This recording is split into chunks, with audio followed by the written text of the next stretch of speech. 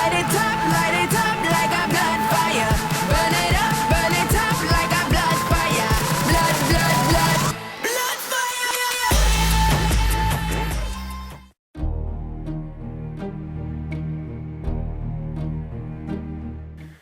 Et bienvenue dans cette vidéo sur l'interfile. Alors on va tout de suite commencer par définir l'interfile. Mais oui, c'est clair.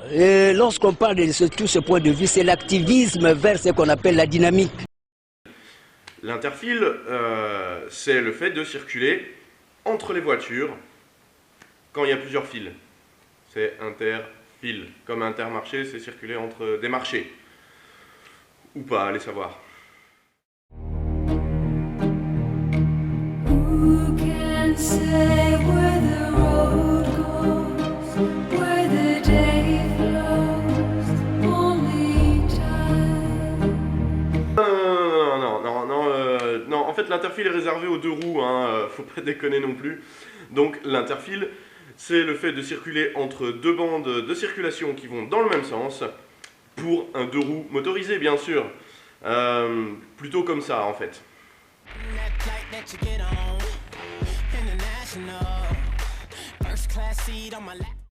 Alors évidemment, la bonne pratique de l'interfile, comme je dis, c'est de ne pas aller trop vite par rapport aux voitures. Pas comme par exemple comme lui.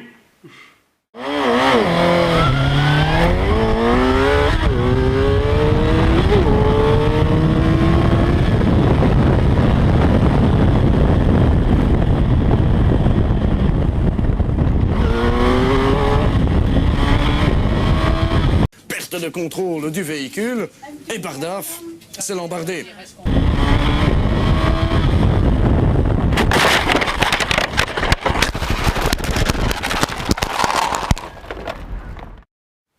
Ouais, en effet, quand on fait de l'interfile, on ne peut pas se contenter d'un...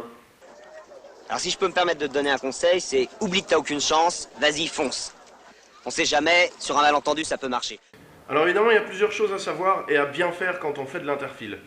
Tout d'abord, il faut savoir que quand on s'insère en interfile, on regarde, parce qu'on n'est pas seul, il peut y avoir une autre moto qui arrive, et je vois trop souvent des gens qui s'insèrent en interfile sans regarder derrière eux si à un moment un motard arrive. C'est super dangereux pour vous et pour le motard qui arrive.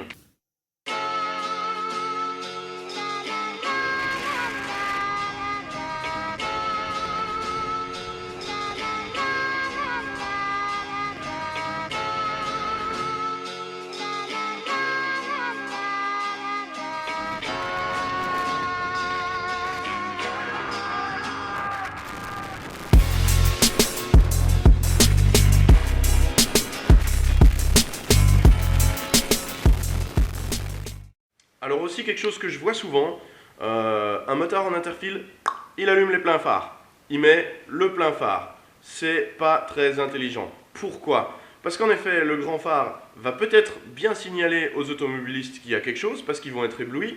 Seulement, comme ils sont éblouis, on ne voit ni la vitesse ni la distance à laquelle se trouve le motard. Donc on ne voit pas dans le rétro à un moment où et quand il est.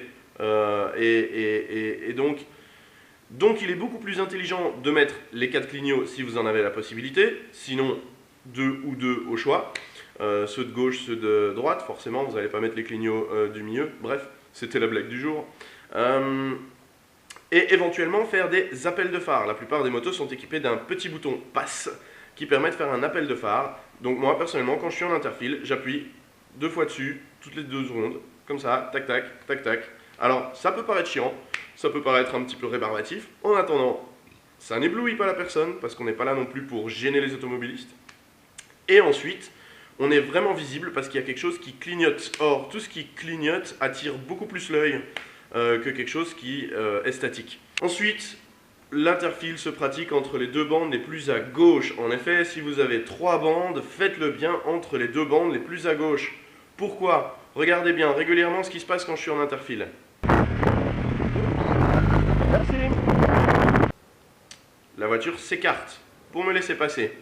Si vous êtes entre les 2 bandes de droite et qu'une voiture s'écarte pour me laisser passer, eh ben, vous risquez tout simplement l'accident. Donc, on reste bien entre les 2 bandes les plus à gauche. Ensuite, je pense que ça sert à rien de s'énerver en interfile s'il y en a un à un moment qui ne vous laisse pas passer parce qu'il ne vous a pas vu ou quoi que ce soit. D'abord, on gagne déjà énormément de temps, donc pas la peine de venir faire son nerveux et de faire des vroom vroom et des tututes, c'est un petit peu chiant. Surtout que, comme je dis, on gagne déjà assez de temps comme ça. Je ne vois pas pourquoi il faudrait s'énerver parce que quelqu'un nous empêche pendant 5-6 secondes de passer, parce que de toute façon, on finira d'office par passer. Ouais, c'est pas très grave, hein, ça se passe pas, hein.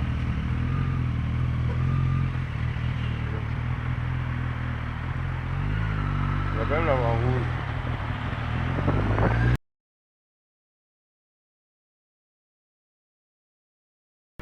Franchement, en moto, ça sert vraiment à rien d'être trop pressé, quoi, hein. Ah. Merci.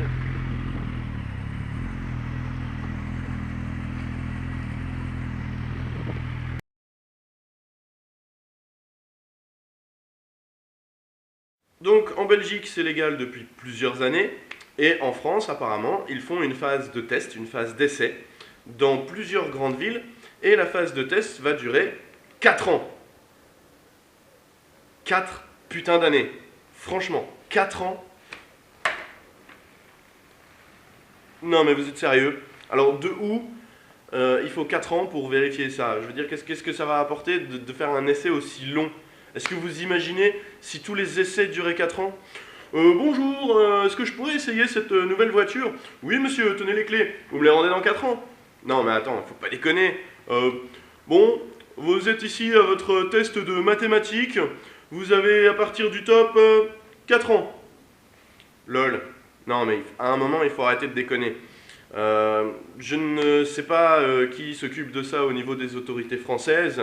Maintenant, c'est vrai que si je pouvais leur donner un petit coup de pouce, n'hésitez pas à faire le test moins long, il n'y a pas besoin, de toute façon l'interfile est pratiqué déjà depuis des années et des années, et je pense que l'encadrer au niveau d'une loi permet à un moment de l'encadrer au niveau d'une loi. C'est mon métier.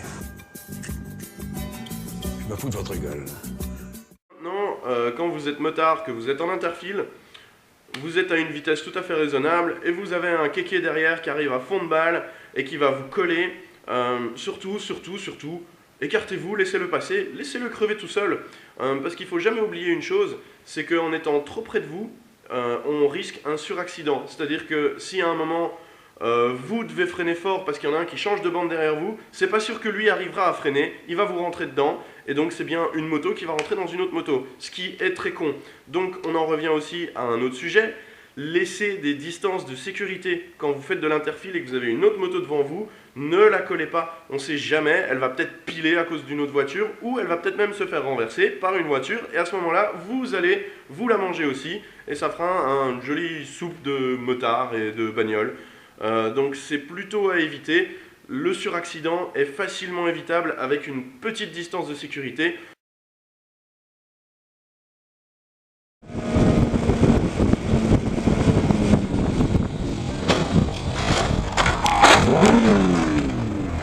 Ensuite, dernière chose, je voudrais dire à tous les automobilistes qui trouvent absolument anormal qu'un motard puisse zigzaguer entre les voitures, comme je le lis souvent dans les commentaires. Laissez-moi vous dire une bonne chose. D'abord, être derrière vous, souvent c'est très chiant parce que vos pots d'échappement de vos diesels puent.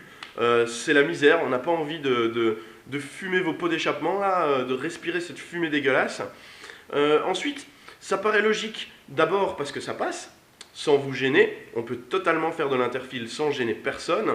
Et ensuite, je ne vois pas pourquoi on devrait rester derrière alors qu'on a justement la possibilité de le faire. Et puis enfin, il faut savoir quand même que l'IBSR, donc l'Institut belge de la sécurité routière, a sorti une étude il n'y a pas très longtemps, indiquant que s'il y avait plus ou moins 8% de motards en plus, il y aurait 20 à 25% d'embouteillage en moins. Donc évidemment, non seulement quand on fait de l'interfile, on gagne du temps, mais en fait, on vous en fait gagner aussi. Parce que si on ne pouvait pas pratiquer d'interfile, on serait probablement plus souvent en voiture quand il pleut ou quoi que ce soit ou qu'il fait dégueulasse, et on rallongerait les files dans lesquelles vous êtes déjà, je pense, suffisamment longtemps. Donc cette pratique, tout d'abord, est bien pour nous, parce qu'on gagne du temps, mais elle est bien pour vous, parce qu'on vous en fait gagner aussi. Et ça, vous n'y pensez peut-être pas assez souvent. Et ça, je pense que c'est un point qui devrait vous permettre de comprendre que l'écartement, pour nous laisser passer, c'est très bien, ça nous fait plaisir. Et alors, à tous les motards, enfin, je terminerai en disant, à tous les motards, je sais que c'est pas toujours évident, parce que parfois, il y a tellement de gens gentils qui nous laissent passer en s'écartant. On peut pas dire merci à tout le monde, mais essayez vraiment de faire un petit signe de la main, du pied ou de la tête, un petit comme ça, bim, hein, histoire de donner envie aux automobilistes de continuer. Parce que c'est vrai qu'un automobiliste qui s'écarte et puis il voit passer le motard, qui dit rien, qui fait rien, même pas un petit merci, il se dit putain pourquoi je continuerai à le laisser passer, j'ai même pas un petit merci. Et j'ai entendu un nombre d'automobilistes me dire ah moi j'adore quand je m'écarte, ils sortent le pied, c'est super sympa, ça fait plaisir. Donc la courtoisie comme d'habitude sur la route permet après, je pense, d'augmenter le nombre de gens qui seront courtois. On dit toujours la haine attire, enfin la haine engendre la haine. Je pense que la courtoisie engendre la courtoisie aussi. Voilà, sur ce, merci d'avoir regardé cette vidéo et ride safe comme on dit chez nous.